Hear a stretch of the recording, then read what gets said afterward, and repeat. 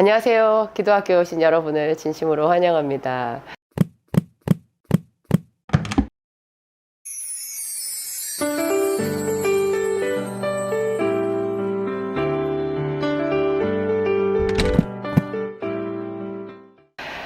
제가 요즘에 말씀 이야기를 많이 하죠. 저희 교회에서 하는 현장 기도학교에서도 제가 말씀 암송 노트 만들었다고 얘기하면서 그 중에 마태복음 하나를 그 현장에 계신 분들한테 제가 나눠드리기도 했고요. 또 제가 에베소 부흥 이야기를 하면서 에베소 두란노 서원에서 사도행전에 보면 그 아시아에 있는 자들은 유대인이나 헬라인이나 다 주의 말씀을 들었더라. 하나님의 말씀이 크게 흥왕하여 가니라. 그런 대목을 제가 예를 들면서 부흥에 대해서 이야기를 하잖아요. 여러분, 우리 안에 하나님 나라가 이루어져야 되는데요. 그 하나님 나라가 하나님 말씀으로 이루어지는 거거든요. 그게 이루어지면 여러분 그냥 우리가 성령의 임재 속에 그냥 살 수 있는 거고, 거룩함 속에 그냥 있는 거고, 그리고 여러분의 소원이 그냥 다 이루어지는 거예요. 그냥 그래요. 우리가 조금 하나 기도 응답, 그것도 물론 굉장한 사건이죠. 큰 기적을, 응답을 하나님 이것만 이루어 주시면 정말 소원이 없겠어요. 기적이에요. 이렇게 하는 게 하나 딱 이루어지잖아요. 여러분, 이루어짐과 동시에 다음 걱정이 와요. 그래서 항상 우리는 계속해서 주님께 또 기도하고 그렇게 할 수밖에 없거든요. 물론 평생 그렇게 살아야 되는데 좀 사도행전적인 어떤 그런 부흥, 작은 은혜보다 좀 더 큰 은혜, 내가 좀 더 하나님의 사람이 되고 더 하나님을 기쁘시게 하고자 한다. 그렇죠. 좀 큰 응답을 받아서 정말 내가 축복의 통로가 되었으면 좋겠다. 또 하나님께 능력을 받았으면 좋겠다. 이런 생각을 할 수가 있잖아요. 또 교회 목사님들은 우리 교회가 크게 부흥했으면 좋겠다. 다 거룩한 소원인데요. 이 소원의 기저에 하나님의 말씀이 있어요. 너무 식상하게 들릴 수도 있지만 그 그 말씀에 대한 좀 생각을 새롭게 해보자고요. 하나님의 말씀, 우리가 하나님의 말씀 다 듣잖아. 근데 여러분, 그 로마서에 보면요. 그 사도 바울이 로마에 있는 교회에 편지를 보내는데, 내가 너희에게도 복음 전하기를 원하노라, 그런 구절이 있어요. 이미 로마에 있는 교인들은 열심히 있는 사람들이고, 로마서 얼마나 어려워요. 그 어려운 로마서가 로마에 있는 평신도들한테 보낸 편지거든요. 그러니까 그 사람들의 수준이 얼마나 높은지를 알 수 있어요. 믿음이 있을 뿐만 아니라 수준도 굉장히 높은 그 사람들에게 사도 바울이 새삼스럽게 내가 로마에 있는 너희들에게도 하나님의 복음 전하기를 원하노라, 이렇게 말해요. 이미 믿는 자들에게 무슨 복음을 전하냐고요. 근데 전하는 게 맞는 거예요. 이미 믿는 우리가 계속 예배를 드리잖아요. 이미 믿는 우리가 예배에서 또 하나님의 말씀을 들어요. 정말 우리는 말씀을 들어야 돼요. 말씀을 듣고 말씀을 새기고 그 말씀 속에서 그냥 잠겨서 살아야 되거든요.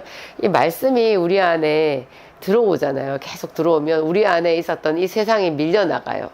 여러분, 우리가 세상으로 꽉 차 있다는 거 아시죠? 아세요? 저는 날마다 알겠더라고요. 제가 세상으로 꽉 차 있어요. 이렇게 기도학교에서 여러분들에게 기도에 대해서, 말씀에 대해서 얘기하는 저도 세상으로 꽉 차 있어요. 이걸 맨날 밀어내는 작업을 해야 되는데, 불교에서도 그런 말을 하잖아요. 마음을 비우라. 근데 마음이요, 안 비워져요. 마음은 어떻게 비울 수 있느냐. 하나님의 말씀으로 채워야 세상의 어두운 것들이 밀려나서 비워지는 거예요. 그 비우라는 얘기는 진공 상태로 만들라는 게 아니고요. 정말 거룩한 하나님의 말씀으로 채워간다라는 뜻이거든요. 그 말씀으로 채워간다라는 거예요. 상당히 필사적인 노력이 필요해요. 어떤 분들은 성경을 필사를 하시는데, 제가 필사적으로 하다가 좀 다른 말이긴 하지만 이렇게 받아서 쓰시기도 하잖아요. 그걸로도 부족하고요. 계속 우리가 말씀을 생각해야 되고 입으로 암송해야 되고, 그래서 길을 가다가도 이 말씀을 얘기하라. 너희 자녀들에게 이 말씀을 말하라.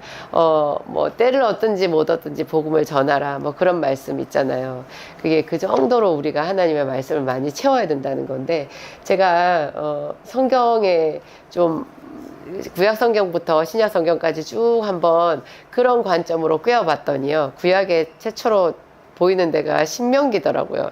신명기에 그 모세가 자기의 이제 그 사명을 거의 마칠 마지막 시기잖아요. 모세 오경 중에 마지막 책이 신명기인데, 이 신명기에서 이제 가나안 땅에 입성하기 직전에 이스라엘 백성들에게 모세가 유언처럼 가르치는 하나님의 말씀, 그리고 그 전에 자기들이 출애굽했을 때부터 광야에서 얼마나 하나님을 괴로우시게 했는지, 또 한편으로는 그 하나님이 얼마나 자기들을 참고 또 참으시면서 사랑해 주셨는지, 뭐 그런 거를 다 추억하면서 이제 약속의 땅 가나안에 들어가면 너희가 어떻게 살아야 되는지, 뭐 그런 이야기들을 쭉 하는데요. 그 긴 설교를 광야에서 이스라엘 백성들한테 했던 거예요. 그 백성들은 그 말, 여러분들 신명기 읽으면 막 구구절절 하나님의 은혜가 막 밀려오세요. 상당히 좀 지루하거든요. 근데 그 당시에 이스라엘 백성들은 정말 집중해서 그 말씀을 들었던 것 같아요. 그게 말씀의 부흥이에요. 말씀의 부흥. 우리가 내 속에 성령이 충만하다고 하면요, 성경을 읽었을 때 이 성경이 막 빨려 들어가는 것 같이 달게 이렇게 느껴지거든요. 보통 그렇게 잘 되질 않잖아요. 그러니까 우리가 인위적으로 노력을 해야 돼요. 이 말씀을 더 많이 공부하고 더 많이, 특히 저는 강조하는 게 암송이에요. 그냥 많이 읽는 거 뭐 이런 것도 한 방편이긴 하는데요. 그냥 많이 읽는 것보다 내 마음속에 새겨지는 말씀, 남아있는 말씀이 한 절이라도 있게끔 그렇게 읽어야 되거든요. 신명기가 이제 그런 부분이 있고, 또 사무엘상에 보면은 미스바 대각성이 있잖아요. 그 사무엘이 너무나 오랫동안 사사 시대를 지나면서 이스라엘 백성들에게 하나님의 말씀이 없고, 제사장 엘리 시대 때에도 하나님의 여호와의 말씀이 없으므로 이상이 흔히 보이지 않더라. 그거 사실 굉장히 심각한 거거든요. 근데 여러분, 어떻게 보면 지금 우리 아니세요? 지금 우리죠.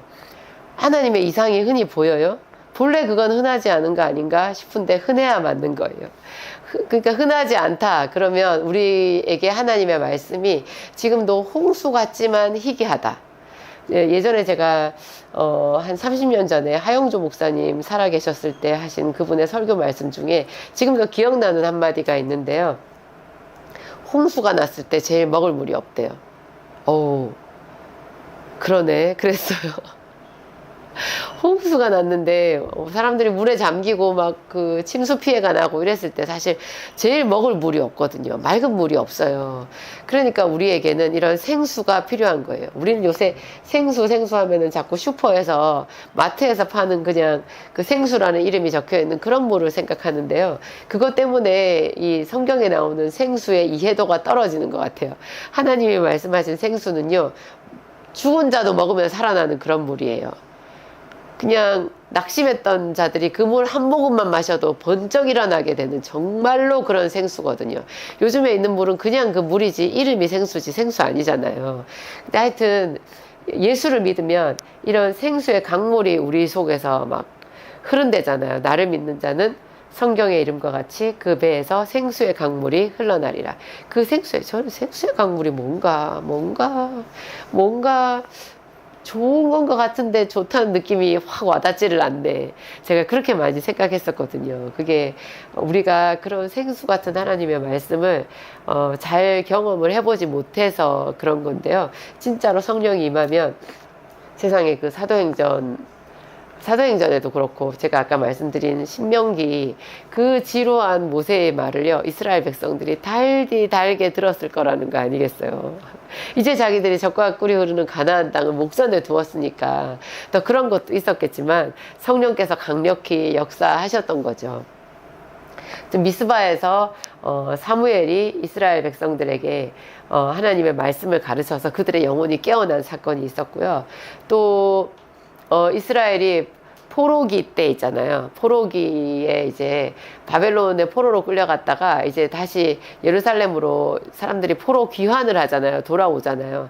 그때 에스라라고 하는 학사 에스라가 이스라엘 백성들을 모아놓고 말씀을 가르치는 장면이 나와요. 그게 거룩한 말씀의 부흥이었거든요. 예수님도 이 세상에 신약 성경에 보면 예수님이 이제 복음서에 보면 오셨잖아요. 그때 그 예수님이 여러 가지 사역을 하셨는데 여러분 생각에는 예수님이 어떤 사역을 제일 많이 하셨을 것 같아요? 치유 사역, 그 다음에 말씀을 가르치시는 사역, 그 다음에 귀신을 쫓아내는 사역, 뭐 그런 거 있잖아요. 이런 거 대충 전도하는 사역 이런 거 중에서 어떤 게 제일 많이 있었을 것 같아요? 물론 전도하는 사역이 가르치시는 사역이랑 좀 겹쳐서 느껴질 수도 있는데요. 예수님은 가르치시는 일을 제일 많이 하셨대요.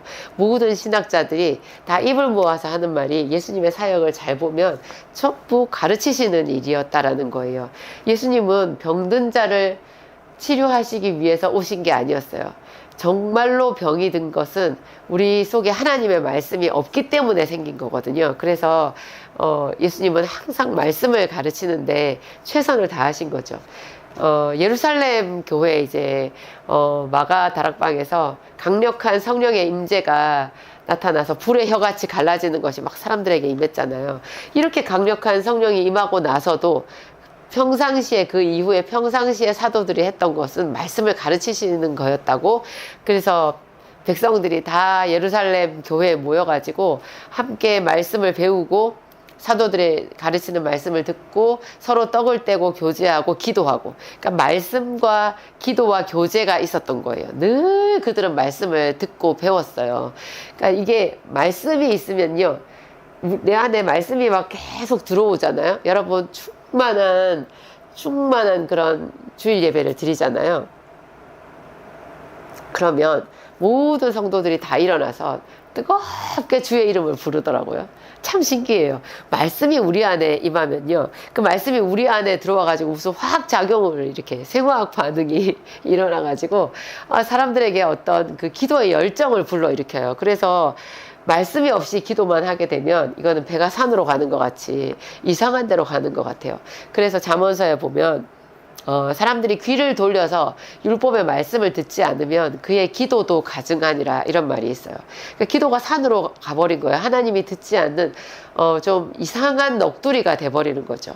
반대로 우리가 열심히 말씀을 보고 말씀을 암송하고 말씀을 배우고 계속 말씀을 생각하고 묵상하잖아요. 그러면 저절로 그냥 기도가 되는 거예요. 또 기도가 되면 성령 충만을 통해 가지고 또 말씀이 새로운 거죠.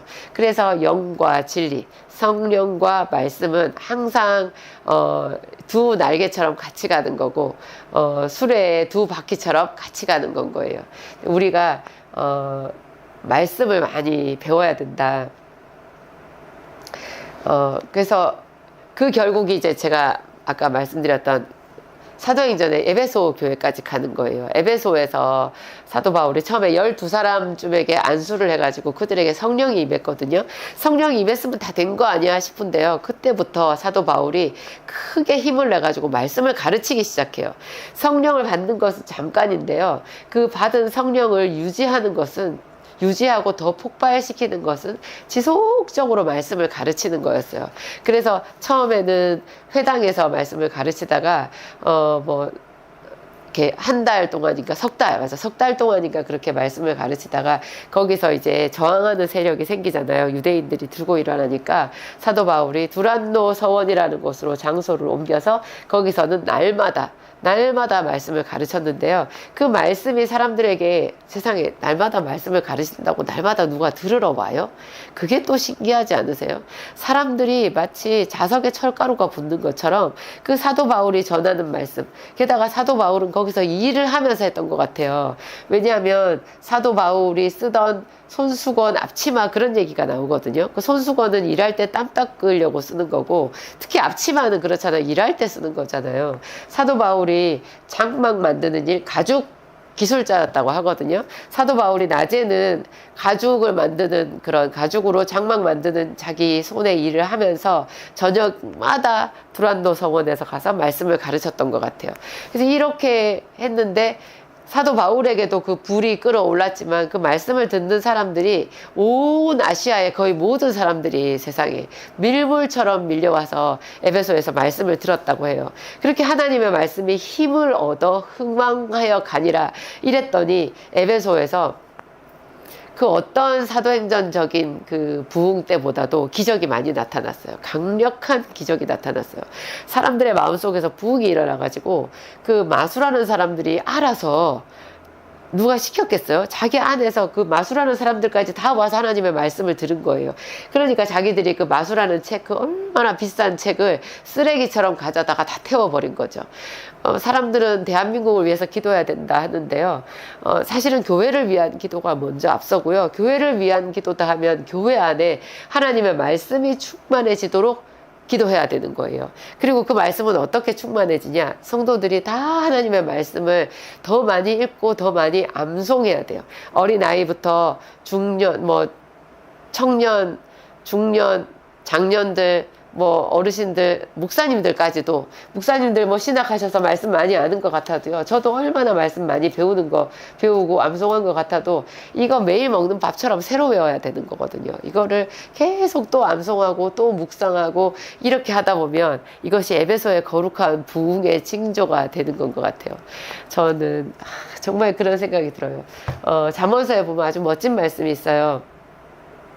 제가 굉장히 가난했을 때 너무 사모하고 좋아했던 말씀인데요. 지금도 그래요. 집은 지혜로 말미암아 건축되고 명철로 말미암아 견고하게 되며 방들은 지식의 각종 아름다운 것으로 보배가 된다고, 그런 말이 있어요.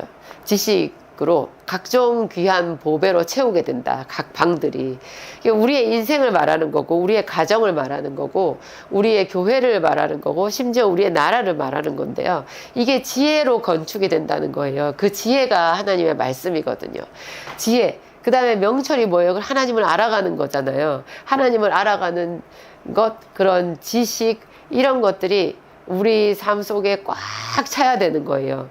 이게 꽉 찬 것 같지만 사실 우리 전혀 꽉 차 있지 않거든요.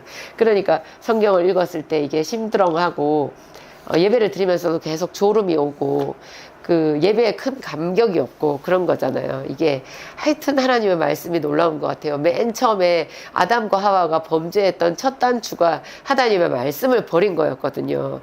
그 말씀에 불순종한 거잖아요. 의심하고 선악과를 먹지 말라 했는데, 먹는 날에는 반드시 죽으리라 그렇게 얘기했는데 만지지도 말아라 이렇게 얘기했다 그러고, 먹으면 죽을까 하노라 죽을지도 모른다고 했다 그러고 막 헷갈린 거예요.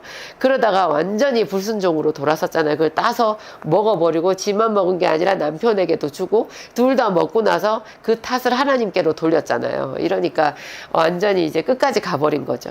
그래서 우리가 하나님께 다시 나아가는 방법, 잃어버렸던 우리의 권세를 회복하고 우리의 잃어버렸던 하나님의 자녀로서의 그 신분을 회복하는 유일한 길은 하나님의 말씀으로 돌아가는 건 거예요. 근데 그 말씀으로 돌아가는 것이 결코 자연스럽지 않다. 우리의 본성을 거스르는 것이다.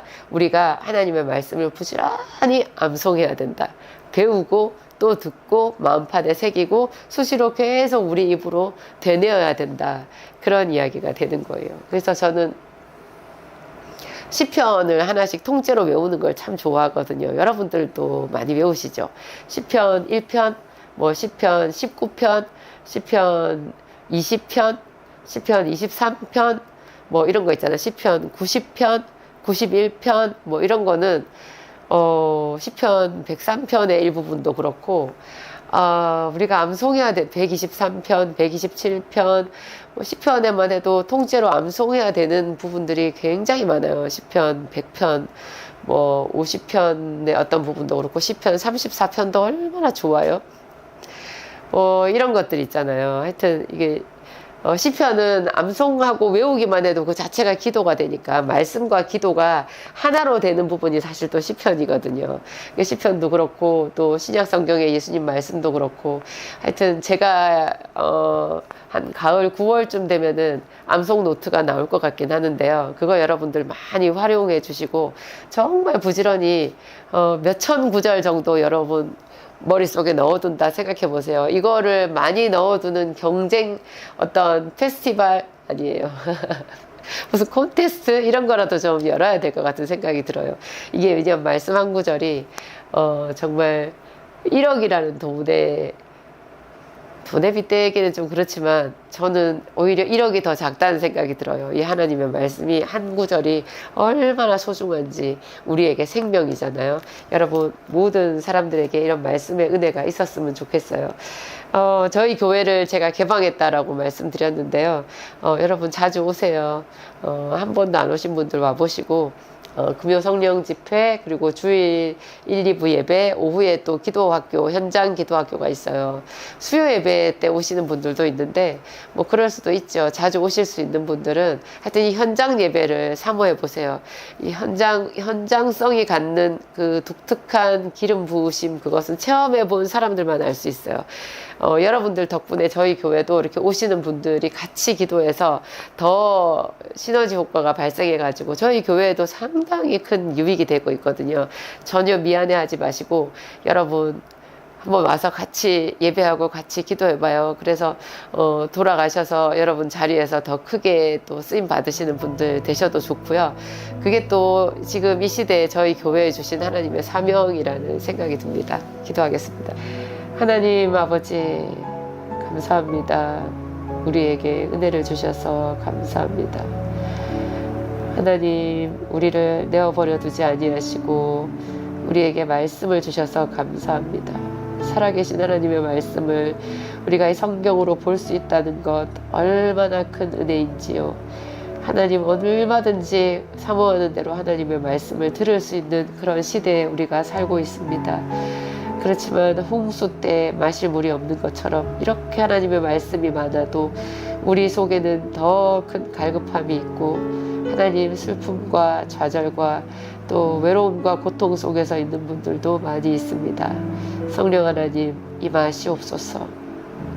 예루살렘 교회 또 에베소 교회 안디옥 교회 하나님의 말씀으로 성령의 기름 부으심으로 역사하셨던 것처럼 오늘 이 시대에도 우리를 사용하시고 당신의 영광을 나타내어 주시옵소서. 우리가 마음을 정하고 주의 말씀을 새기겠습니다. 하나님의 말씀, 그 살아있는 말씀으로 우리가 이 세상의 빛과 소금이 될 수 있도록 도와주시옵소서. 예수님 이름으로 기도합니다. 아멘.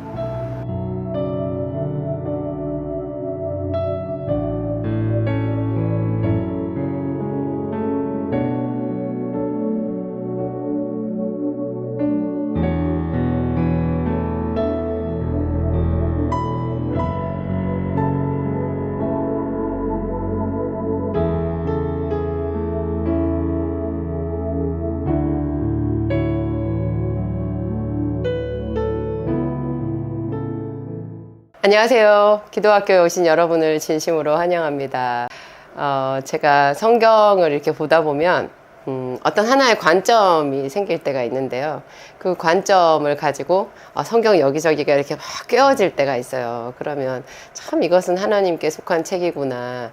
하나님께서 하시지 않고서요. 어쩜 이렇게 이 책이 일목요연하게 바라보는 관점에 따라서 완전히 새로운 하나의 책이 또 나오는가 그런 생각이 들 때가 있어요. 제가 오늘 여러분들한테 말씀드릴 거 돌아온다, 회복된다, 그런 이야기 있잖아요. 돌아온다라고 하면 여러분 뭐가 생각나세요? 누가복음에서 예수님께서 말씀하신 돌아온 탕자가 생각나잖아요. 그 탕자가 멀리 아버지를 떠나서 아버지가 자기에게 줄 재산의 분깃을 아버지 돌아가시지도 않았는데 미리 달라고 해가지고 허랑방탕하게 이제 어긋난 길로 간 거죠. 꼭 우리의 모습이라고 예수님께서 그렇게 말씀하신 거잖아요. 근데 그 탕자가 그렇게 될 거를 뻔히 알면서도 아버지는 또 보내주죠. 참 그게 하나님의 성품인 것 같아요. 그래서 이 탕자가 거기서 자기 허랑방탕하게 살다가 이제 가져간 재산 다 까먹고 그 땅에 흉년이 들어가지고 이제 갈 데가 없어서 돼지 치는 일을 하잖아요. 그런데 거기서도 자기가 세상에 먹는 것조차 배불리 못 먹고 돼지가 먹는 쥐염 열매로라도 배를 채우려고 하는데 그것조차 주는 자가 없을 때쯤에 이르렀을 때 그가 이제 자기 아버지 집을 생각한 거죠. 그래서 내 아버지 집에는 양식이 풍족한 품꾼이 많거늘 나는 여기서 줄여 죽는구나. 그때 밑바닥까지 내려간 그 탕자의 오로지 하나의 그 생각은요, 양식이었어요. 자기 아버지 집에는 품꾼들조차도 양식이 풍족한데 자기는 여기서 그 양식이 없어서 줄여 죽게 되었다라는 거예요. 그래서 내가 아버지께로 돌아가리라, 가서 나를 품꾼의 하나로 여기소서, 이렇게 말하리라 하고는 결심하고 그 길을 떠나잖아요. 사실 그 성경에는 간단하게 나와 있지만 우리가 생각했을 때 그렇게 돌아간다라는 것이 얼마나 어려운 일인가를 조금만 생각해 보면 알 수 있어요. 먹을 것도 없는 사람이 그 먼 길은 어떻게 가요? 여비는 있어요? 그러면 가면 아버지가 자기를 잘 받아줄 건가, 이제 그런 것도 고민이잖아요. 아버지 재산도 다 까먹었는데 또 집에는 형이 있는데 형이 얼마나 자기를 또 뭐라고 할 것인가, 막 주변 사람들은 나를 뭐라고 생각할 것인가. 지나고 나서 보면은 모든 것이 다 쓸데없는 걱정이지만 그 당시에 돌아가겠다, 한번 돌아가 볼까라고 생각을 한 탕자의 입장에서는 그 모든 것이 큰 산 같거든요. 벽 같거든요. 근데 이거를 그냥 일단 다 내려놓고 오로지 한 가지만 생각한 거예요. 아버지의 긍휼을 얻어보리라. 내 아버지 집에 가서 내가 어떻게 아들이라고 할 수 있겠는가. 아버지가 야단을 쳐도 야단을 맞고 내가 거기서 품꾼의 하나로라도 나를 낮추고 살아야 되겠다. 그렇게 생각을 하고 결심을 하고 그것만 붙잡고 돌이킨 거잖아요. 그 한 걸음 한 걸음을 간 거잖아요. 이게 돌아가는 자, 자기의 처음 사랑을 회복하고자 하는 그런 결단이고 열정인데요. 하나님이 이것을 얼마나 기뻐하시는가, 그걸 우리가 또 생각해 봐야 돼요. 하나님께서 왜 예수님께서 돌아온 탕자 그 비유를 얘기를 하셨겠어요. 그렇게 아버지에게 악을 행하고 재산을 다 탕진하고 자기 인생을 허비한 사람조차도 돌아오기만을 기다리시는 것이 아버지의 마음이라는 것, 그것이 하나님의 마음이라는 것, 그 얘기를 하시는 거잖아요. 너희가 돌아오라, 돌아오라. 그런 이야기가 구약 성경에도 참 많이 나오는데요. 또 굉장히 좋은 예화 하나가 룻기에 나오는 나오미의 이야기예요. 룻기는 정말 짧은 성경이죠. 제가 보면 사사기랑 사무엘상 사이에 나오는 성경이고요. 달랑 4장밖에 없거든요.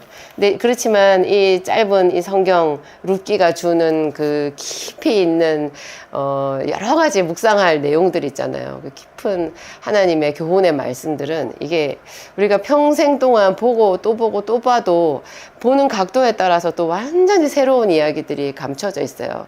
오늘 제가 룻기에서 말씀드릴 것은 나오미의 이야기거든요. 나오미가 여러분 돌아왔잖아요.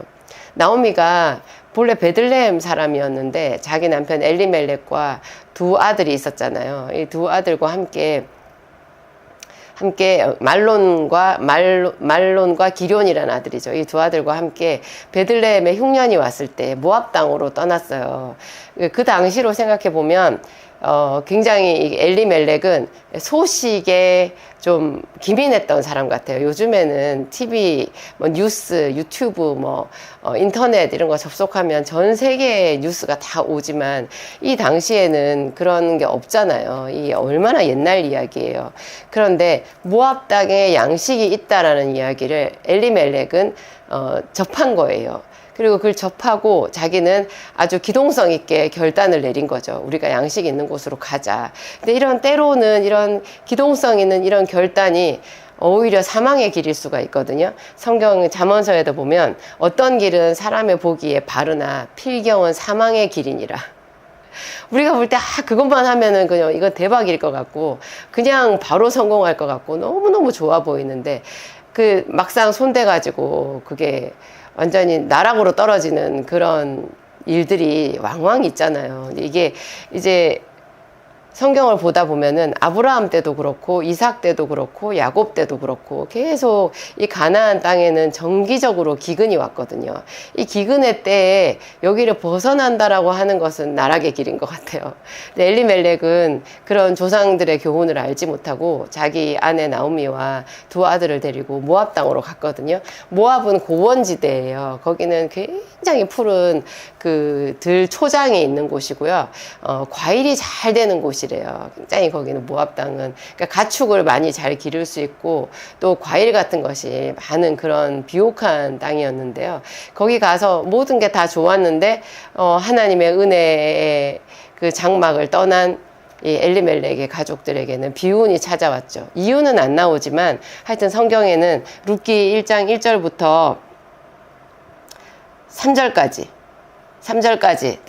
그 세 개 절이잖아요. 1절, 2절, 3절 요 안에 이 기막힌 엘리멜렉 가문의 비극이 나와 있어요. 하나님의 그 은혜를 자기들은 벗어난다고 생각하지 않았을 텐데 벗어난 거였잖아요. 그게 베들레헴 떡집의 그 어떤 기근을 피해 가지고 이 세상 땅으로 뭔가 도피를 간 거잖아요. 잠깐 있다가 돌아올 거라고 생각했을 텐데 그게 그곳에 가서 엘리멜렉도 죽었고 두 아들도 죽었고 나오미하고 두 며느리만 남은 거예요. 어떻게 아들들은 장가는 갔어요. 그래서 나오미가 두 며느리와 함께 세상에 우리 전통적인 옛날 말 조금 그 어른들이 쓰는 심한 말로 하면 쌍과부, 이게 과부가 3명이니까 뭐예요? 이거 트리플 과부예요. 하여튼 그렇게 된 거예요. 너무나 좀 슬프고 기막힌 이야기가 1절, 2절, 3절 이 속에 함축되어서 들어있어요. 근데 정말 룻기서에서 얘기하고 싶은 거는 이 비극이 아니라 그 비극의 시점에서 나오미가 마음을 정하고 뜻을 정해서 베들레헴으로 돌아오는 이야기거든요.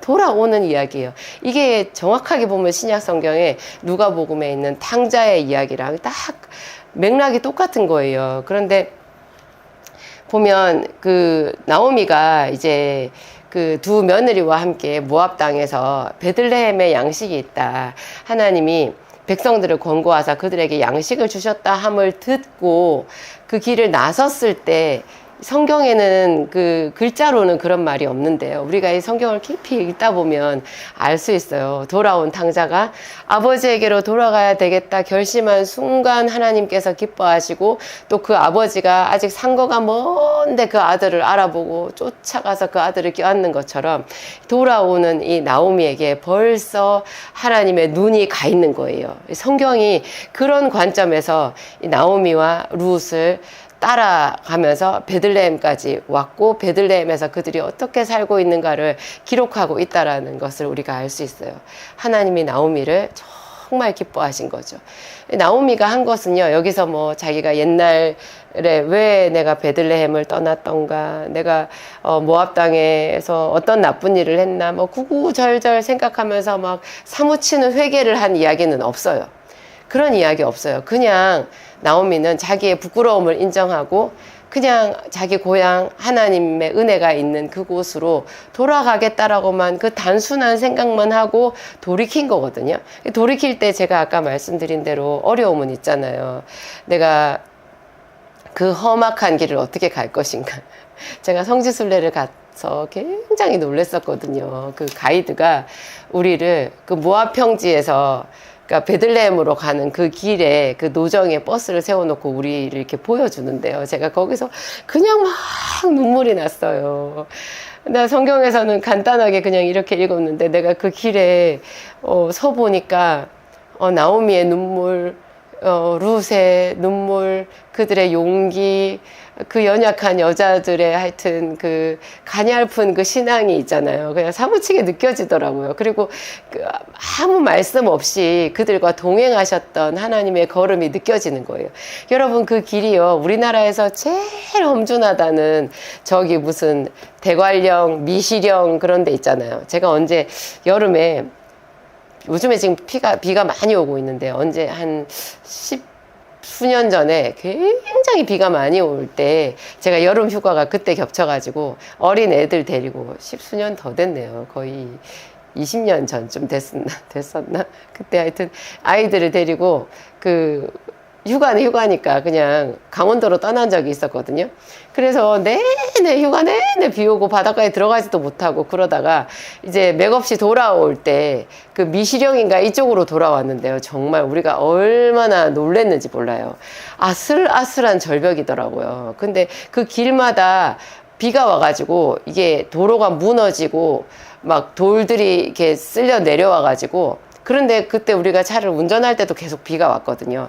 그래서 막 아찔아찔 했었어요. 근데 그 미시령 그 길보다요 훨씬 더 험준하고 가파르고 아찔한 곳이 그 모압 평지에서 베들레헴으로 가는 그 길이더라고요.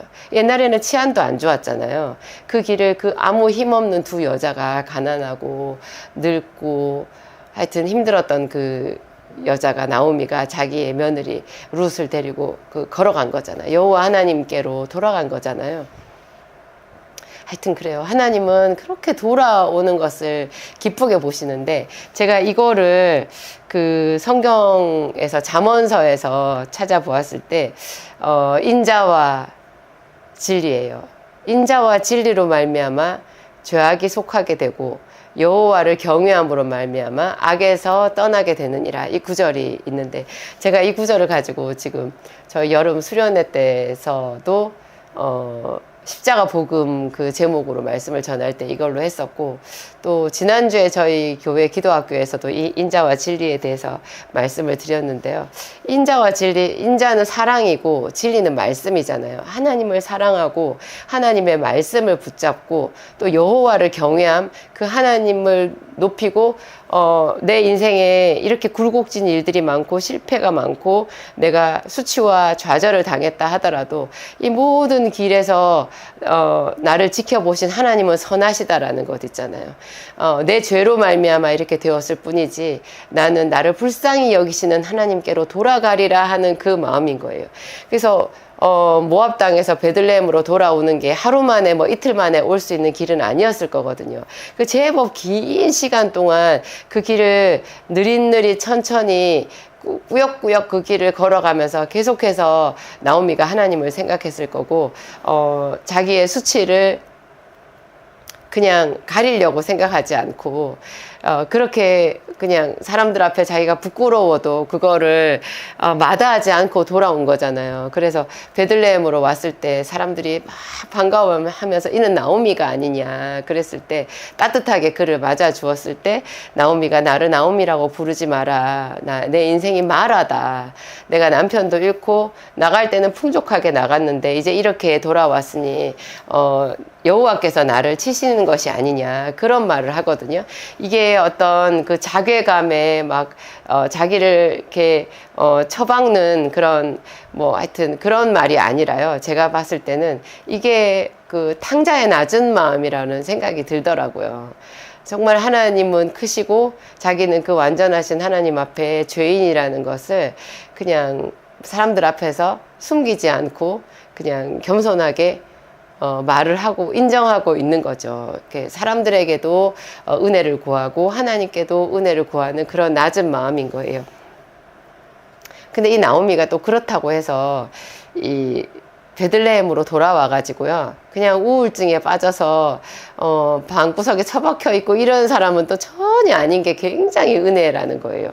룻도 그 모압 여자잖아요. 그럼 우리나라로 요즘으로 치면은 외국인 신부, 한국으로 시집온, 그것도 가난한 집에 시집온 외국인 신부 정도로 생각할 수 있을 것 같은데요. 이 나오미가 돌아오자마자 당장 자기들은 양식이 없으니까 그때가 보리 추수할 때라면서요. 보리 이삭을 죽으러 나가겠다는 거예요. 이삭을 줍는 사람이 어디를 간들 환영을 받겠어요. 이렇게 일을 하러 간 게 아니라 그 자기 입장에서 일이지, 그 밭 주인한테 보면은 사실 그거 있는 거 그냥 뭐라고 해야 돼요? 이렇게 구걸하러 온 거 비슷하게 하여튼 좀 민폐잖아요. 그렇게 가는데 누가 좋아하겠어요? 게다가 이 룻은 이방 여자잖아요. 그런데도 이 룻이 굉장히 용기를 내고 시어머니한테 내가 혹시 누구에게 은혜를 입으면 그를 따라가서, 어떤 사람이 나를 용납해 준다면 그를 따라가서 이삭을 줍겠나이다, 이렇게 말을 하니까 나오미가 그냥 흔쾌하게 말해요. 따라갈지어다. 이게 간단한 대화 같지만 이 둘 다가 사실 쉽지 않거든요. 너무 눌려가지고 아무 일도 할 수가 없는 것이 일반 인지상정이고요. 또 그나마 딸이, 며느리가 뭘 하겠다고 했을 때 얘 그거 해가지고 뭐 하겠냐, 아이고 내 신세야, 정말 내가 어쩌다가 이렇게 되어서, 이렇게 말을 하는 것이 훨씬 더 우리 주변에서 아마 익숙한 그렇죠, 자연스러운 광경일 거예요. 그런데 하여튼 사람들의 어떤 그런 시선이나 그런 것에도 불구하고 혹시나 어떤 사람이 나를 긍휼히 여긴다면 하나님께서 나를 생각해 주신다면 하고 나가겠다고 말한 룻도 대단하고요. 그 룻을 축복하면서 따라갈지어다 이렇게 긍정적으로 말해줄 수 있는 나오미도 참 대단한 거예요. 그리고 이 나오미가 나중에 이제 룻한테 얘기를 듣잖아요. 보아스라는 사람한테 그 밭에 들어가서 이렇게 자기가 은총을 입었다. 보아스가 자기를 이렇게 축복해주고 자기 소년들한테 또 말해서 자기한테 이삭을 더 많이 이제 가져올 수 있게 해주고 또 볶음곡식도 주고 또 다른 밭에 가지 말고 자기 밭에 오라고 하고 나중에는 또 그쵸. 또 곡식을 따로 또 더 주고 했잖아요. 그런 이야기를 나오미에게 했을 때 나오미가 그것에 굉장히 감사해요. 이게 있잖아요. 당연한 것 같지만 이 감사도 우리가 결코 쉽지 않거든요. 우리가 하나님께로 돌아간다, 은혜로 돌아간다라고 하면요. 어떻게 되냐면 마음이 낮아져야 되고 마음이 낮아진 사람들한테 나타나는 첫 번째 표징이 작은 것에 감사해요. 굉장히 감사해요. 이 사람들이 성공하는 사람들, 뭔가 성취를 이룬 사람들의 공통점을 우리가 자주 얘기하잖아요. 그 공통점 중에 또 한 가지가 뭐냐면요. 이 성공하는 사람들은 감동을 잘 받아요. 어떤 것에 필이 딱 붙여요. 그리고 그 필이 일시적으로 끝나지 않고 그걸로 나중에 어려운 일이 생겨도 좌절하지 않고 그 필대로 끝까지 가는 추진력이 있는 사람들이 성공하는 거예요. 감동이 없고 감사가 없고 뭔가 이렇게 필 받는 게 없는 사람들은요. 그냥 인생이 밋밋해요. 사는 게 하나도 재미가 없고 자기도 재미가 없으니까 다른 사람들한테도 감동을 주기가 어려워요. 근데 이 나오미는 자기 그 며느리가 그 양식 좀 가져온 거 그게 뭐 며칠분 양식이나 되겠어요. 예, 이걸 네가 가져오긴 했지만 아이고야 내 신세가 처량하구나. 내가 예전에는 얼마나 좋은 거 잘 먹고 여러분 이러면 벌써 좀 생각나지 않으세요? 광야에서 이스라엘 백성들 우리가 애굽에 살았을 때는 고기 가마 곁에 있었는데 막 이랬잖아요. 자기들 고기 가마 곁에 있었지 사실 거기 종살이였는데도 그걸 굉장히 좋게 얘기하면서 현재 이 광야에서 하나님께서 함께 하시는 이 생활에 대해서 감사가 없고 그냥 원망과 막 불평뿐인 거잖아요. 그거랑 대비해서 보면 이 나오미의 말이 얼마나 하나님께 이쁨 받을 말인지 알 수 있어요. 나오미가 룻이 가져온 그 양식을 굉장히 기뻐하면서 룻에게 은혜를 베푼 보아스를 또 축복해요.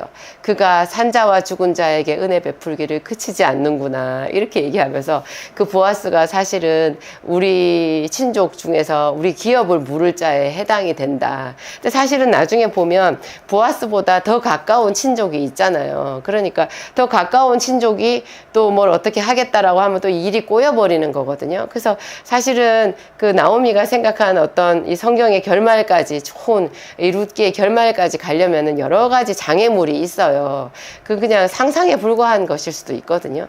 어떻게 룻이 보아스랑 결혼을 한다는 그런 생각을 할 수가 있겠어요. 그렇지만 이 나오미는요 작은 것에 만족할 줄 알았고 그 신락 같은 희망을 하나님께 걸 줄 아는 소망의 사람이었어요. 이런 소망이 있으니까 작은 것에 만족하고 정말 시로레기 같은 그 희망 하나를 품고 그 험난한 길을 걸어 베들레헴까지 올 수 있었던 거잖아요. 우리가 요한계시록에 보면 그 예수님께서 에베소의 그 교회에 대해서 너의 처음 사랑을 버렸다 그런 말이 있잖아요. 그래서 그거 어디서부터 잘못된지를 생각하고 돌이키라. 돌이키지 않으면 하나님께서 버리겠다라는 그런 얘기를 하셨거든요. 그러니까 처음 사랑을 회복하는 것이 사명인 거예요. 이것을 완수하지 않으면 하나님과 상관이 없는 버림받는 자가 되는 이거 중차대한 문제거든요. 근데 이 처음 사랑이 뭐냐? 그거를 이제 많이 우리가 묵상을 해야 되는데 처음 사랑은요. 제가 봤을 때는 그래요. 제가 제 식견에는 그게 떨림이고 설렘이고 기대예요. 우리가 예배를 드리는데 예배가 하나도 기대가 안 된다. 그냥 갔다라고 하면 그 사람은 처음 사랑이 없는 거예요. 예배의 말씀에 대해서 기대가 돼야 돼요. 오늘 주일이네. 주일이야. 나는 주일이 좋아. 이런 마음이 들어야 되는 거예요. 겉으로 뭐 막 이렇게 가볍게 뭐 팔딱거리면서 하는 그런 거는 아니더라도 굉장히 속이 깊은 심연에서 나오는 묵직한 그 감동이라고 하더라도 여하간의 감동이 있어야 돼요. 이제 오늘 주일이구나. 내가 오늘도 하나님의 전에 예배하러 갈 수 있다니 너무나 기쁘구나.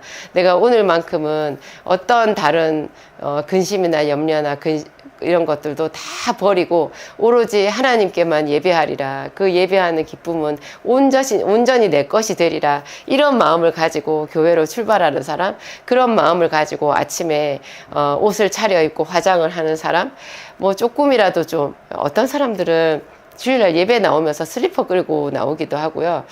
트레이닝 바지 같은 거를 입고 청바지까진 괜찮은데 청바지도 좀 단정하게 입으면 좋잖아요.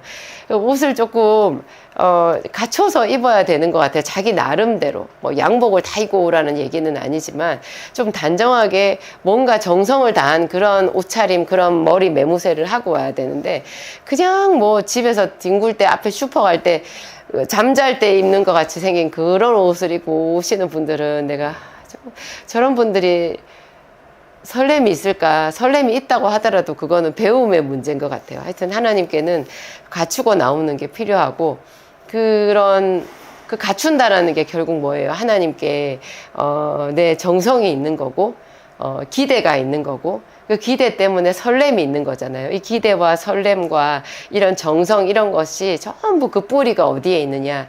내 인생을 치료해 주시는 하나님께 대한 믿음이잖아요. 이 믿음, 완전히 어린아이 같은 이 믿음이 있을 때 그 사람은 처음 사랑으로 돌아간 자고 처음 사랑을 회복한 자고 그 처음 사랑으로 하나님을 기쁘시게 하는 믿음의 사람이 될 수 있는 거죠. 하여튼 나오미는 그래요. 이 나오미는 그런 마음으로 자기의 며느리를 돌봐줬고 이 며느리가 어떻게 구체적으로 보아스에게 다가가야 되는지 보아스가 또 무슨 일을 할 것인지 이런 것에 대해서 나오미는 다 생각하고 기도했던 것 같아요. 그리고 하나님의 은혜를 바랬던 것 같아요. 이런 것이 그 하나님께로 돌아오는 자의 어떤 모양인 것 같아요. 왜냐하면 탕자는요 교회 바깥에만 있지 않거든요.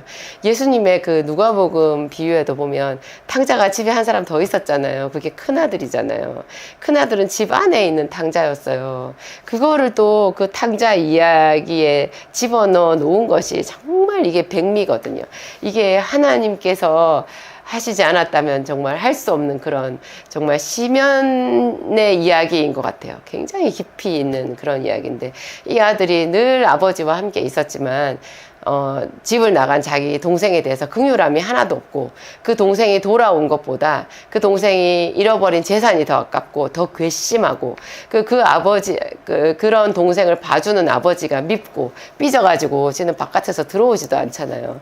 근데 이게 교회 안에서 우리가 오래 신앙생활을 한 내가 그런 모양이 되기가 굉장히 쉽다라는 거잖아요. 그 사람이 뭐냐? 처음 사랑을 잃어버린 거예요. 늘 아버지와 같이 있어서 아버지가 그러잖아요. 내 것이 다 너의 것이 아니냐. 그거를 모르는 거예요. 하나님의 은혜, 온전히 그 은혜 속에서 살고 있다라는 것, 그 감사함을 잃어버렸기 때문에 걔는 탕자고 처음 사랑이 하나도 남김없이 다 말라버린 그런 거죠. 내 것이 다 너의 것이 아니냐. 근데 자기는 하나님의 품 안에 있으면서도 그 사랑을 전혀 누리지를 못하고 그러니까 심령이 메말라서 다른 탕자들이 돌아오는 것을 오히려 배척하게 되고 교회 오는 새신자들을 쫓아내는 그런 못된 염소짓을 하는 이상한 사람이 되어 있는 건 거예요. 하여튼 하나님은 언제나 그러신 것 같아요. 돌아오는 자, 회복하려고 하는 자를 기뻐하시는 것. 그래서 저는 그 로마서를 읽을 때 로마서가 참 어렵지만 그 로마서가 로마에 있는 평신도들한테 보낸 사도 바울의 편지잖아요. 근데 이미 로마에 있는 교회에 그렇게 수준 높은 평신도들이 보는 편지인데 그렇게 수준이 높아서 우리 요즘에 로마서 읽고 제대로 이해하는 성도들 잘 없거든요. 굉장히 수준이 높아요. 로마서를 목사님들이 강의한다고 그래도 그 평신도들이 잘 못 알아듣고 하품하고 막 이러거든요. 그런데 이 로마서의 편지를 받고 지극히 감동하고 기뻐했던 그 수준 높은 로마 교회 성도들에게 사도 바울이 그 편지 말미에서 뭐라 그러느냐. 나는 로마에 있는 너희에게도 복음 전하기를 원하노라. 그렇게 말하거든요. 아니 이미 믿고 있고 너무나 수준이 높은 이 성도들에게 무슨 복음을 전해. 복음은 불신자들한테 전해야지. 이렇게 쉽잖아요. 근데 그 말 속에 굉장히 깊은 하나님의 비밀이 숨어져 있는 거예요. 하나님의 복음의 말씀은 항상 우리 안에서 새롭게 일어나야 돼요. 이미 믿는 우리가 더 하나님의 말씀에 갈급해야 되고 더 그 말씀에 이렇게 그쵸. 사모함이 더 있어야 되고 그 말씀을 듣기 위해서 애를 써야 되는 거예요. 그 복음을 들으면서 우리 속에 더 또 기도의 영이 새롭게 일어나고 이런 것들이 우리를 살아있게 하는 거거든요. 여러분 그 개울이나 강에 살아있는 그 물고기들이 있잖아요.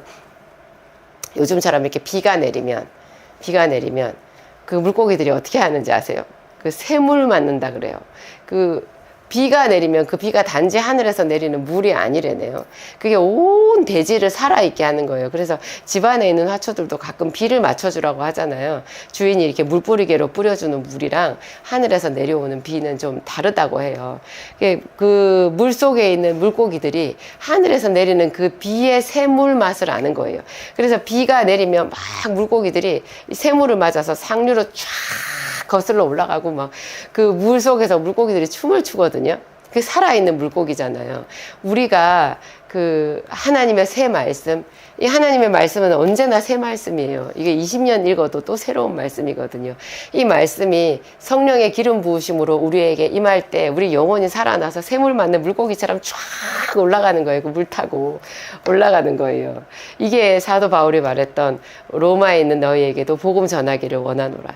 이게 또 다시 보면 나오미가 완전히 모압 땅에서 피폐하고 자기 영혼도 피폐하고 이랬던 것들 다 잃어버리고 죽게 되었을 때 탄식하고 좌절하고 눌러 앉지 않고 한 줄기 빛 소망을 가지고 그 험난한 그 계곡의 길을 걸어서 베들레헴으로 돌아오고 그 베들레헴에서 룻과 같이 그렇게 하나님의 은혜를 바라는 삶을 살잖아요. 이런 모든 것들이 다 회복하는 자의 믿음, 정말 새롭게 기도하려고 하는 사람들의 마음 자세, 그런 것을 온 세상을 두루 살피시는 하나님의 성령께서 당신의 레이더망을 딱 켜놓으시고 찾으시는 것 같아요.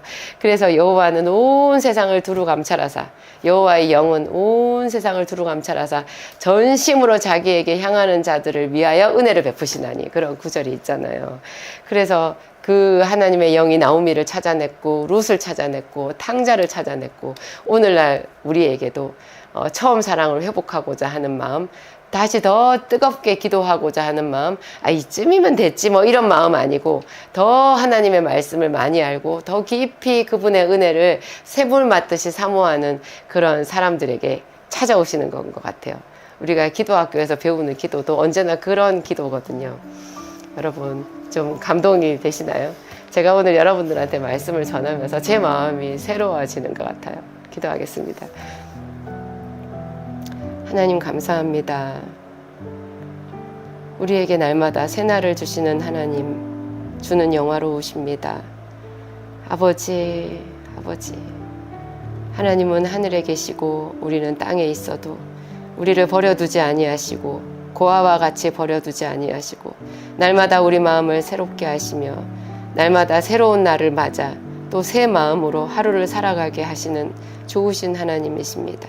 보라 내가 만물을 새롭게 하노라 하신 것 같이 나오미를 새롭게 하시고 탕자를 새롭게 하시고 주의 이름을 부르는 모든 백성들을 날마다 새로운 기도의 세계로 인도하시는 하나님 감사합니다. 하나님, 이 기도학교에 함께하는 당신의 모든 자녀들에게 더 뜨거운 마음을 주시옵소서. 하나님, 들을 수 있는 귀를 주시옵소서. 깨달을 수 있는 하나님 옥토 같은 마음을 주시옵소서. 그래야 해서 우리 영혼이 살고 우리 마음의 기쁨이 충만하며 하늘에 계신 아버지께 영광을 올리게 하옵소서. 주 예수 그리스도의 이름으로 기도합니다. 아멘.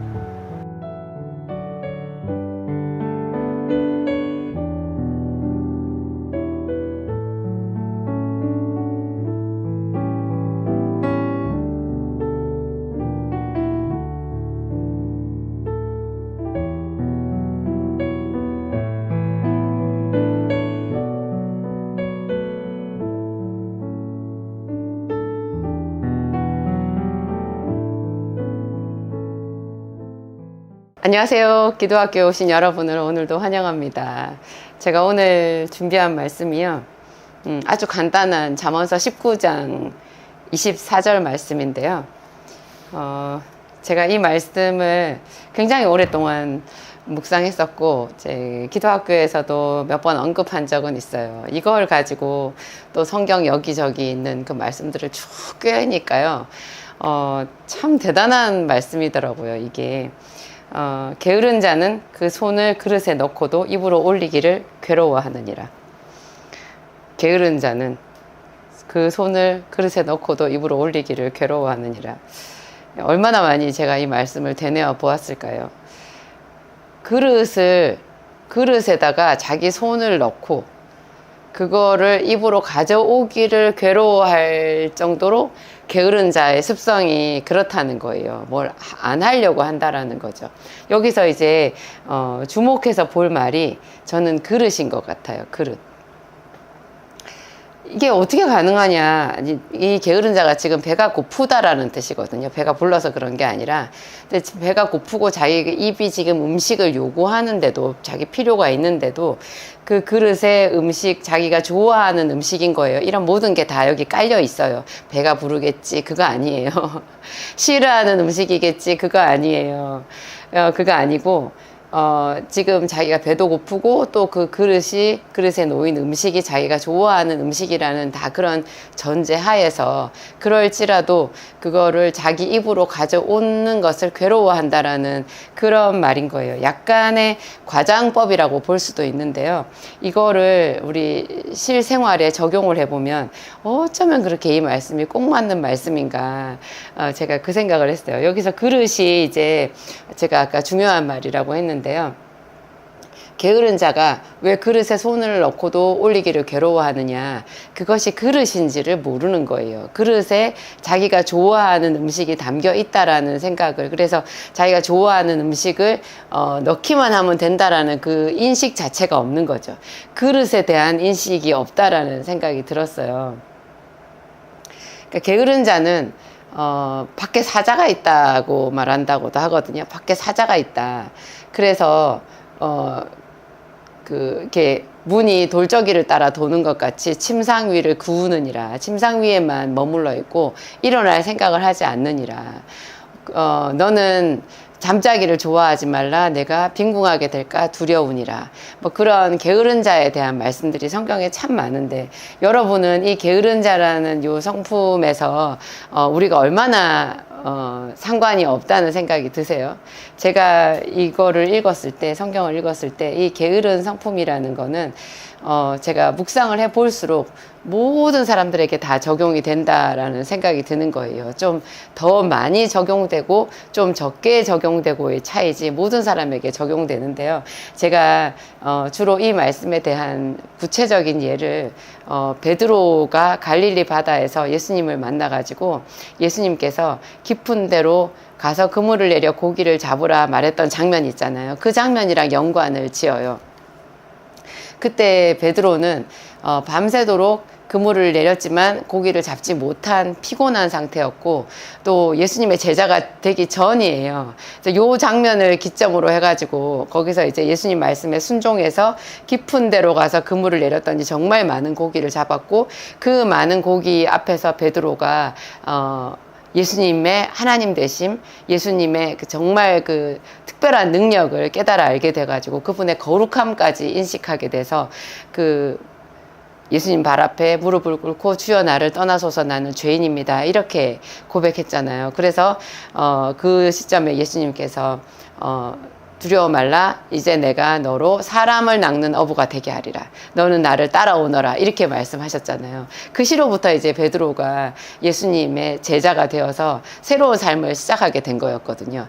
그 배에서 예수님께서 자기에게 하신 말씀, 깊은 데로 가서 그물을 내려 고기를 잡으라 한 그것이 베드로의 인생을 역전시킨 체험적인 하나님의 말씀이 된 거예요. 근데 그때 그 많은 목사님들이 이 장면을 가지고 설교를 하실 때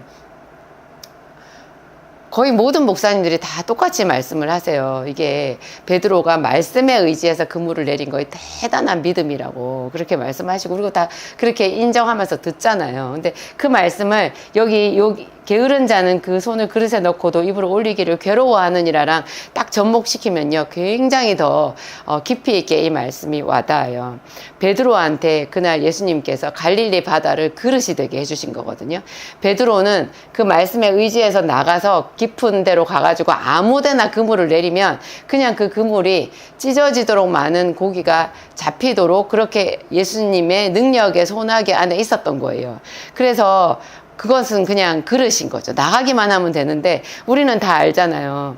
그게 믿음이라는 것을. 베드로 입장에서 모든 이야기를 다 아는 우리 생각에는 나가기만 하면 될 텐데 생각이 들지만 자기 생애에, 베드로 생애에 그때 그 예수님의 말씀은 굉장히 낯설고 순종하기 힘들고 자기 모든 형편을 보았을 때 도저히 될 것 같지 않은 그런 말씀이었던 거예요. 도저히 그 예수님이 갈릴리 바다를 자기에게 자기가 모든 좋아하는 것, 필요한 것, 지금 간절히 자기가 원하는 것을 아주 풍성하게 담아놓은 그 그릇이라는 생각을 할 수가 없었다고요. 그런데 예수님이 우리 인생에 대해서 항상 이렇게 말씀하시는 거예요. 내가 예수 그리스도의 이름을 믿고 그분을 따르는 순간 우리 인생의 모든 것들이 다 그릇이 되는 거예요. 우리 기도도 그릇이 되거든요.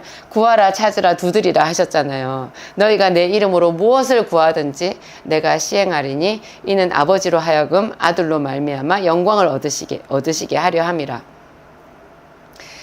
너희가 내 이름으로 무엇을 구하든지 내가 시행하리라, 그런 말씀을 하셨잖아요. 그러면 우리가 기도를 시작한 즉시로 우리의 삶 자체가, 내 매일매일 일상 자체가 그냥 내가 하나님께 구하면 바로 받을 수 있는, 바로 하나님께서 채워주신, 그래서 내가 내 손으로 잡아서 입으로 넣기만 하면 되는 그런 그릇이 된다라는 그 뜻인 거더라고요. 더 크게 보면.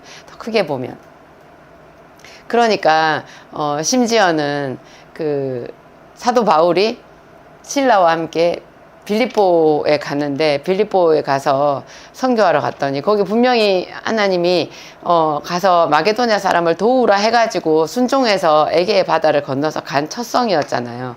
그런데도 거기 가서 있을 곳도 없었고 회당도 없었고 며칠을 헤매다가 겨우 자주장사 루디아를 만나서 그 루디아의 집을 기점으로 해서 또 전도를 하려고 이렇게 시도를 했는데, 귀신 들린 여종이 맨날 와가지고 자기들을 회방하고, 귀신 들린 여종이, 저 많은 귀신 들린 여종이 자꾸 얘기하잖아요. 이 사람들은 지극히 크신 하나님의 종들이라, 이렇게 얘기하니까 그게 도움이 되는 게 아니라 그냥 사도 바울도 뭐 귀신의 일행처럼 돼버리는 거죠. 그게 귀신의 말은요, 겉보기에 다 옳은 말 같아도 우리를 회방하는 그 영적인 권세가, 그 회방이 있는 거거든요. 그러니까 사도 바울이 굉장히 괴로워하다가 그 여종에게 귀신을 쫓아버렸어요. 며칠을 참다가. 그 며칠을 참았다라는 것도 참 생각해 볼 만해요. 우리가 귀신을 쫓는 능력이 있다고 해서 아무데나 막 귀신을 쫓아내고 그런 거는 아닌 것 같아요. 귀신을 쫓는 가장 확실한 방법은 말씀을 우리가 먼저 암송하는 거고요. 말씀을 더 많이 묵상하는 거고, 그 말씀을 실천하는 거라는 걸 알 수 있어요. 그런 게 하나도 되지 않은 상태에서 그냥 막 귀신아 나가라 하는 것은 더 큰 역풍을 불러올 수 있는 거예요. 그게 이제 사도 바울이 빌립보에서 아직 말씀을 가르치기 전에, 에베소에서처럼 말씀을 가르치기 전에 그냥 그 저 많은 귀신 들린 여종을 쫓아냈더니 사도 바울이 신라랑 같이 흠씬 두들겨 맞고 감옥에 갇히는 꼴이 됐잖아요. 그러면 사실은 이게 처박힌 건데요. 근데 성경을 전체적으로 그 뒤를 쭉 봤을 때 그 빌립보 감옥도 사도 바울에게 그릇이 된 거예요. 그릇이 된 거죠. 믿음이 크면 클수록 이 그릇의 사이즈는 더 커지는 것 같아요. 정말 내가 구덩이에 처박혔다고 생각하는데 그 구덩이조차도 축복의 그릇으로 바뀌는 것이 그 사람의 믿음의 분량만큼 이루어지는 것 같아요. 그곳에서 사도 바울이 신라랑 같이 기도하고 하나님을 찬송했을 때 빌립보 교회가 그냥 세워져 버렸잖아요. 그 감옥에서 성령이 임했고 죄수들이 그 찬양을 들었고 그 죄수들도 전혀 그 성령의 그 대단한 임재 속에서 죄수처럼 행동하지 않았거든요. 전부 다 하나님 말 잘 듣는 그런 성도들처럼 행동한 거잖아요. 도망가지도 않고 감옥 문이 열렸는데 여느 죄수들 같으면 도망가야 맞죠. 그리고 벌써 감옥 문이 열리기 전에 사도 바울과 실라가 기도하고 찬양했을 때 시끄럽다고 조용히 하라고 말했어야 죄수답잖아요. 폭도답잖아요. 그런데 이 사람들이 다 그걸 그냥 들었어요. 들었다라는 게 그들이 그 성령의 감동에 감화된 거고요. 그렇죠. 그 안에 그냥 하나님의 축복의 어떤 그 흐름 속에요. 다 그냥 하나님 나라가 임해버린 거예요, 거기에. 그래가지고 그 간수가 아무것도 모르는 간수가 정신을 차려보니까 감옥문이 다 열렸고 죄수들이 안 보여서 자결하려고 했잖아요. 자기가 이제 간수로서 그 죄수들을 다 놓쳐버리면 그 로마에서 자기 가족들까지 다 죽여버린다 하더라고요. 그러니까 간수가 자기만 죽고 가족들이라도 살리려고 자결하려고 한 거라고 그렇게 목사님이 말씀하셨는데 그 순간에 사도 바울이 네 몸을 상하게 하지 말라. 우리가 다 여기 있노라. 그러니까 간수장이 감동을 받아가지고 주여 내가 어떻게 해야 구원을 얻으리까 이렇게 말해요.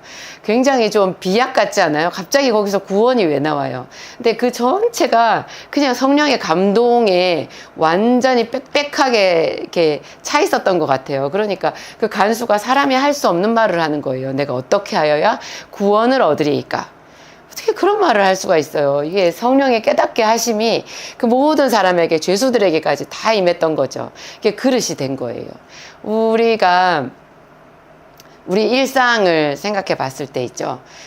내가 하나님 앞에 더 가까이 나가고 날마다 기도할수록 낙심할 만한 상황은 하나도 아닌 것 같아요. 우리의 삶이 그릇이 될 수 있다.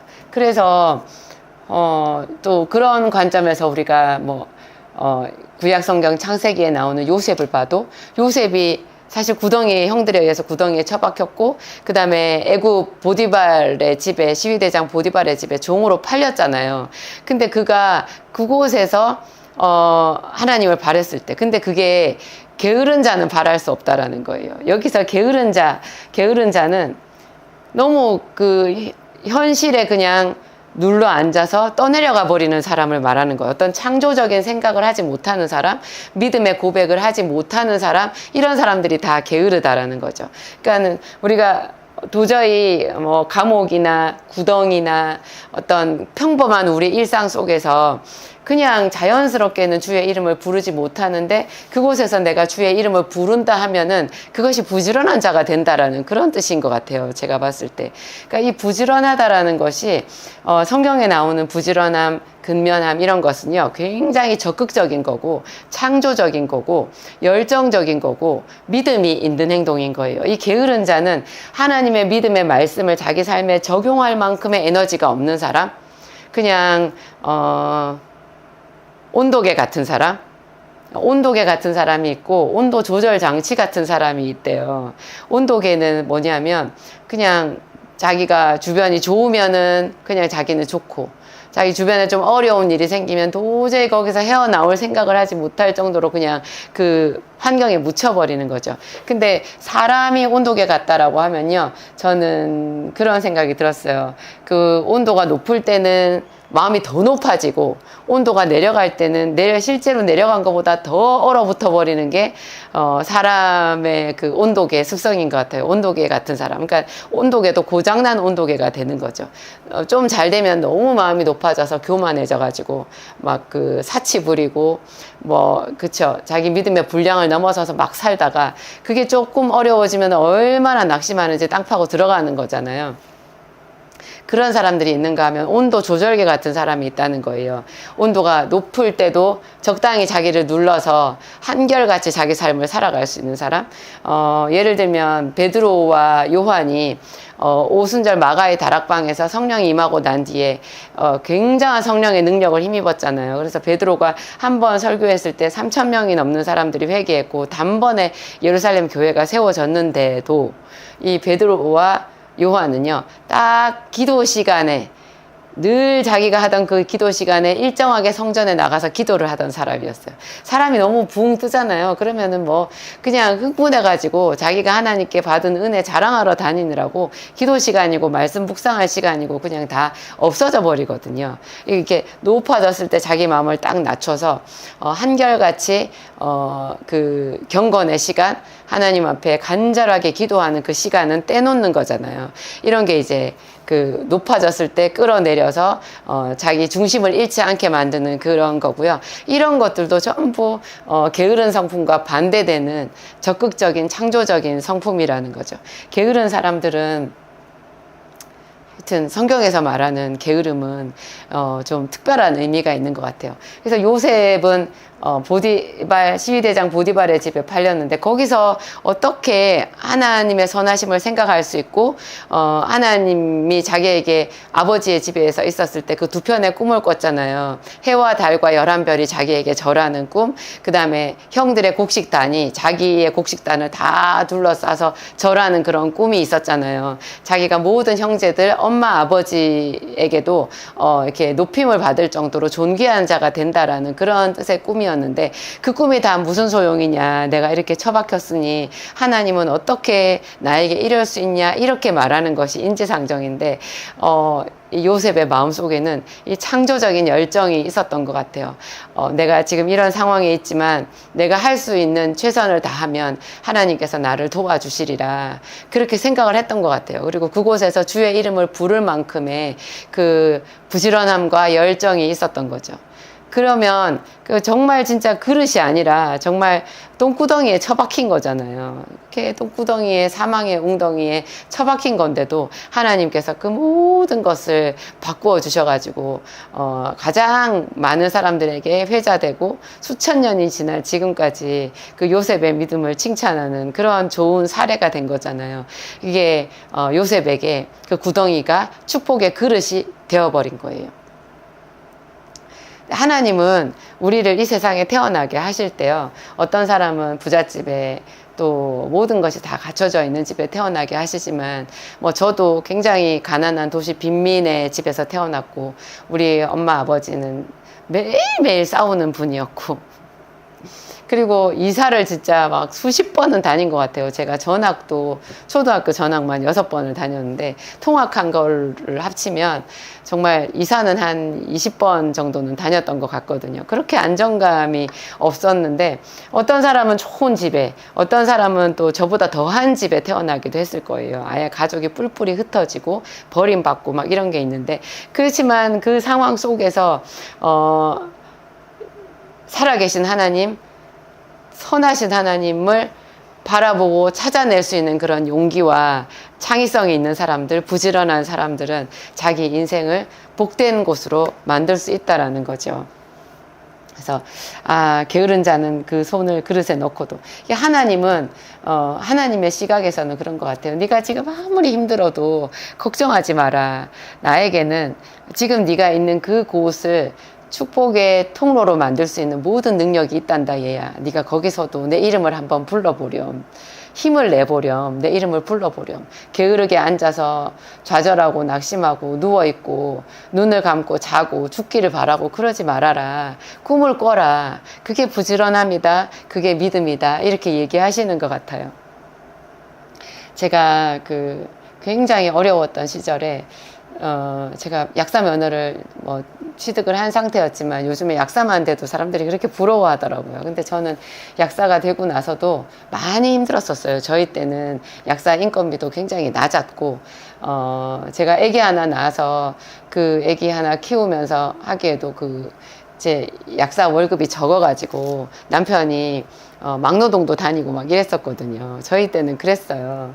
근데 제가 결혼하고 한 몇 년, 그러니까 약사 경력도 제법 몇 년이 지난 다음에 저기 경기도 광명시 소화동에 있는 곳으로 IMF 시절이었는데요. 그때 IMF 터지기 바로 직전에 제가 글로 이사를 갔거든요.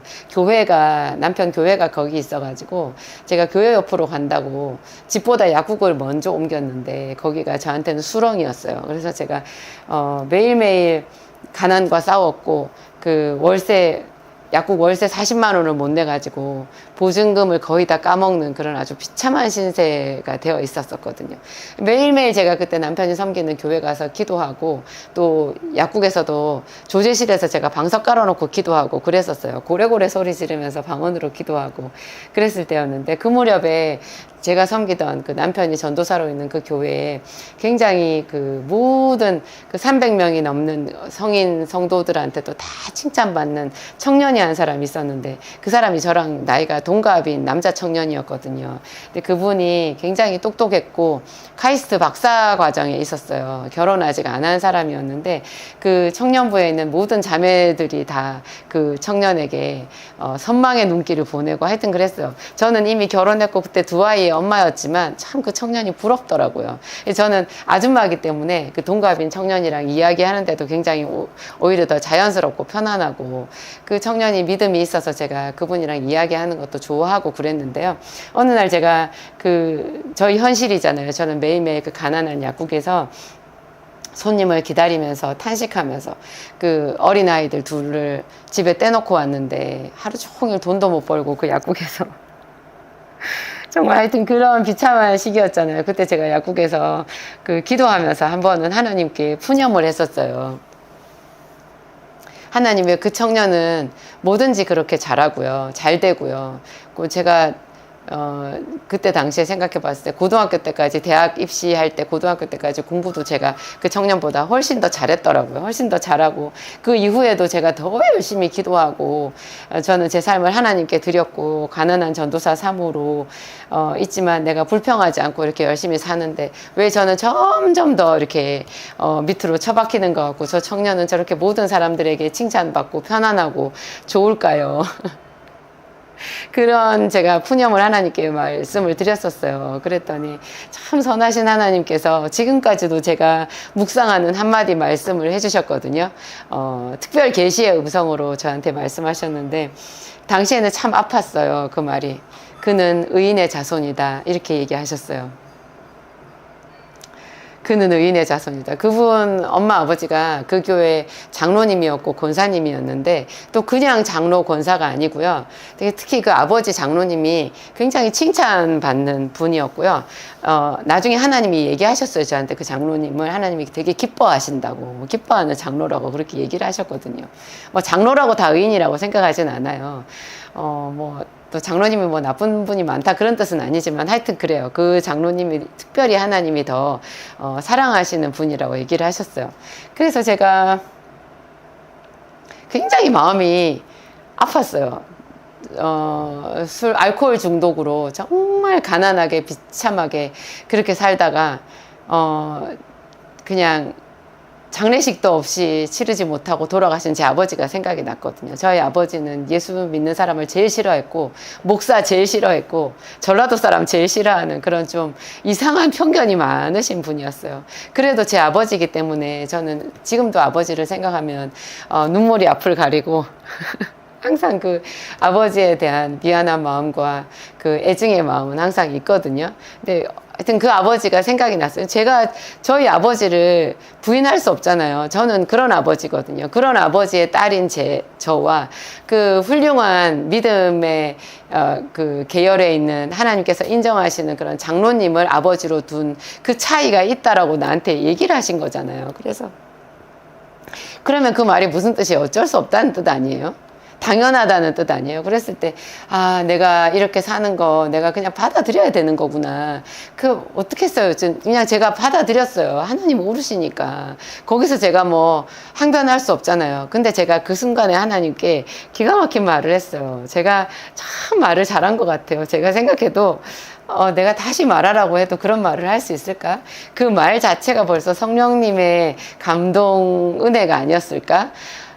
하나님 그러면 제 아이들이 의인의 자손이 되게 해주세요. 그랬거든요.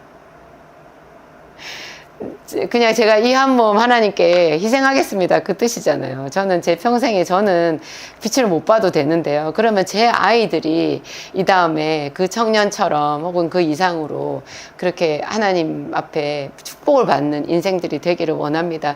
그렇게 말한 거잖아요. 내가 이렇게 힘든 거 하나님이 우리 부모가 예수를 믿지 않고 그렇게 살아서 그런 거라고 말씀하신 거기에 대해서 제가 그냥 하나님이 옳으시다라고 받아들인 거잖아요. 그러니까 하나님이 저를 그때 아무 말씀 안 하셨는데 저를 굉장히 기쁘게 받아주신 것 같아요. 그래서 놀라운 사실은요. 여러분 제가 49에 49세에 제 인생에 극적인 전환이 일어난 거예요. 소위 말하는 그 대박이라는 거 있잖아요.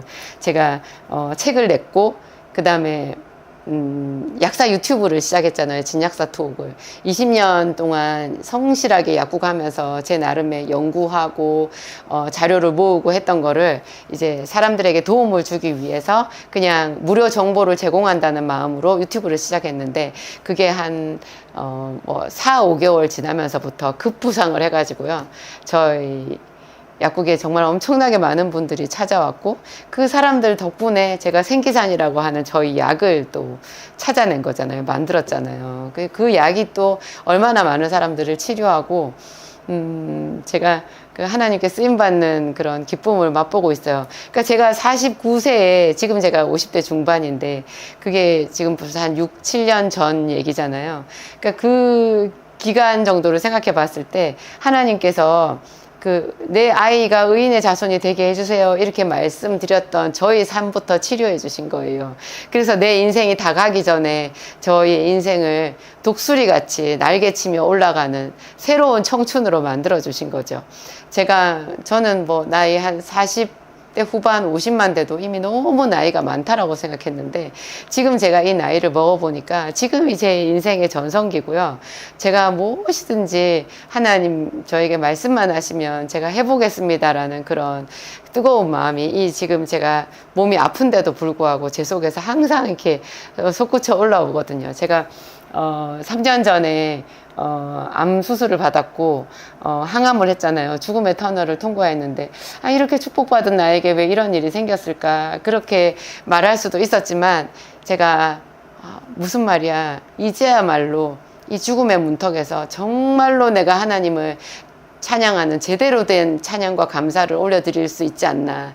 이제까지 드렸던 찬양보다 더 진짜로 내가 하나님을 사랑한다고 찬양한다고 보여드릴 때가 되지 않았나. 그 무대를 하나님이 열어주신 거 아닌가. 그렇게 제가 제 인생에 선포를 했거든요. 이제야말로 내가 더 제대로 내 인생의 믿음의 진가를 하나님께 보여드릴 때다. 그렇게 생각하고 제가 이를 악물고 매일매일 하나님을 고백하면서 기도의 줄을 놓지 않고 여기까지 왔거든요.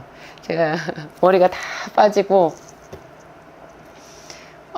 밤에 잠을 거의 잘 수가 없고 이 소화가 하나도 안 돼서 24시간 제가 고통을 당했어요. 위장이 다 멈춰가지고요. 이게 멈춰가지고 누울 수도 없고 앉을 수도 없고 정말 죽을 것 같았어요. 그 삶이 거의 3년을 끌었는데 제가 지금도 일상생활은 잘 안 되거든요. 여러분 보기에 지금 멀쩡해 보이지만 제가 기도학교 할 때만 멀쩡해요. 이상하게 그래요. 이게 하나님께서 제 인생을 구덩이에 처박힌 제 인생을 축복의 그릇으로 만들어주신 비밀인 것 같아요. 그거를 부지런히 찾고 하나님께 구하는 자에게 하나님께서 그거를 만들어주시는 그 인생에 실현해 주시는 거고요. 그런 것을 하지 않는 사람을 그냥 시류에 떠내려가 버리는 그 사람을 하나님이 이 성경에서 게으른 자라고 얘기를 하고 계신 거예요. 절대로 하나님은 우리의 인생을 버려두시는 분이 아니다. 언제든지 내가 주의 이름을 부를 때 내 손 잡아주시는 분이고 주의 이름을 부를 수 없는 상황에서 불러야 되는 것은 우리가 해야 되는 몫이다. 그것을 하나님은 부지런한 자, 근면한 자라고 하시고 그것을 하나님을 믿는 믿음이라고 얘기하신다. 그 생각이 들었어요. 야곱도 그런 마음으로 외삼촌 라반의 집에서 정말 거부가 된 것 아니겠어요? 도저히 그 외삼촌 라반 뭐 못 말리는 사람이잖아요. 야곱의 것 다 빼앗아 버릴 수 있는 그런 사람인데 그 서슬 시퍼런 라반의 소나기에서 야곱이 자기의 기업을 꾸릴 수 있게 해주신 분 하나님이셨고, 그런 하나님을 꿈꾸는 부지런함이 야곱에게 있었잖아요. 그래서 야곱이 하얀 양들 사이에 점 있는 것, 아롱진 것 이런 게 나올 것이다라는 그런 창의적인 생각을 하고 선포하고 라반에게 말하고 하나님께 도움을 구할 수 있었던 거잖아요. 이게 그런 게 이 게으른 자는 그 손을 그릇에 넣고도 입으로 올리기를 괴로워하느니라, 이 짧은 구절 안에서 다 이렇게 뽑아져 나오는 것 같아요. 어떠세요, 여러분? 여러분들도 한번 꿈꿔보세요. 꿈꾸는 자, 그는 하나님께 큰 은혜를 받습니다. 기도하겠습니다. 하나님 감사합니다. 꿈꿀 수 없는 자리에서 하나님을 바라고 꿈꾸라고 하신 것, 보이는 것에 눌려서 아무것도 하지 못하는 자를 게으른 자라고 말씀하신 것, 너무너무 안타까워 하시면서 그의 하나님 그 눌림을 우리에게 지금 말씀하고 계신 줄을 믿습니다. 하나님, 그렇지만 그런 게으른 자라고 할지라도 그 시점에서 마음을 바꾸고 하나님을 바라면 언제든지 하나님은 그의 누워있는 침상을 그릇으로 바꾸시고, 하나님 베드로의 배에 2배 가득하게 물고기를 주신 것처럼 요셉을 보디바르의 집에서 일으켜내사 애굽의 국무총리가 되게 해주신 것처럼 우리의 인생을 의인의 반열에 올려주시는 그런 하나님이신 것을 믿습니다. 하나님 일하시옵소서. 지금도 낙심한 수많은 사람들에게 당신의 영광을 나타내어 주시옵소서. 하나님 우리의 마음에 새 일을 행하여 주시옵소서. 빌립보 감옥의 간수장이에게 역사하셨던 것처럼 또 그 간수장의 입에서 주여 어떻게 하여야 구원을 얻으리까 탄식이 나오게 해주신 것처럼 하나님 오늘 우리의 속에서 뜨거운 하나님 기도의 말씀이 솟구쳐 나오게 하옵소서. 하나님 우리를 감싸고 있는, 우리를 둘러 진치고 있는 모든 어두움을 격파하고 빛 대신 하나님 앞에 나아가도록 우리를 강권하여 주시옵소서. 우리가 주의 이름을 부르나이다. 주 예수님 이름으로 감사하며 기도합니다. 아멘.